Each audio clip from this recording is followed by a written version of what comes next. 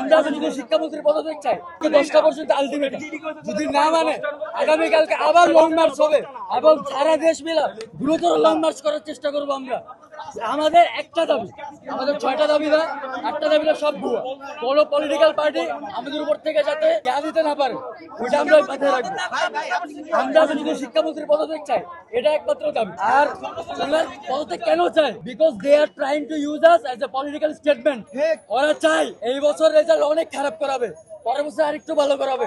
এটার কারণ কি জানেন? এটা কারণ ওরা বলতে চাই যে আওয়ামী লীগের আমলে শিক্ষা ব্যবস্থা খারাপ ছিল, 4 বছর আমরা শিক্ষা ব্যবস্থা উন্নত করছি, তাই আমরা এখন আমাদেরকে ভোট দেন। They are trying to use a statistics, political statement. আমরা স্ট্যাটিস্টিক্স না, আমরা স্টুডেন্ট, আমরা হিউম্যানস, তাই এইসব স্ট্যাটিস্টিক্স ইউজ করা যাবে না। আন্দোলন চলবে চলবে। এটা যদি আপনারা যদি বলেন যে নির্দিষ্ট কোনো টাইম দিচ্ছি না, আজকের জন্য এখন পর্যন্ত 10টা পর্যন্ত, এটা অনির্দিষ্ট, মানে নির্ধারিত কোনো সময় নাই। যতক্ষণ না তারা আমাদের দাবি মানবে ততক্ষণ না। মূলত আমরা মূলত কিন্তু আমাদের মূল উদ্দেশ্য সরকার পতন নয়, মূল এটা স্টেটমেন্ট ওইটা না।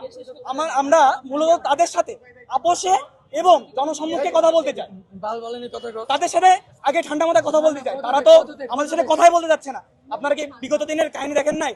গতকালকে কি করছে? গতকালকে বলে নাই যে আমাদের সাথে বসো, কথা বলো। 10-12 জন টিম নিয়ে যায় নাই গণভবনের সামনে, ভিতরে নিয়ে যে কি করছে? আমার ভাইদেরকে লাঠিচার্জ করছে। কারা মারছে? পদত্যাগের আগে তারা তো আমাদের সাথে কথাই বলছে। তাদের উদ্দেশ্য মূলত আমাদেরকে মারা।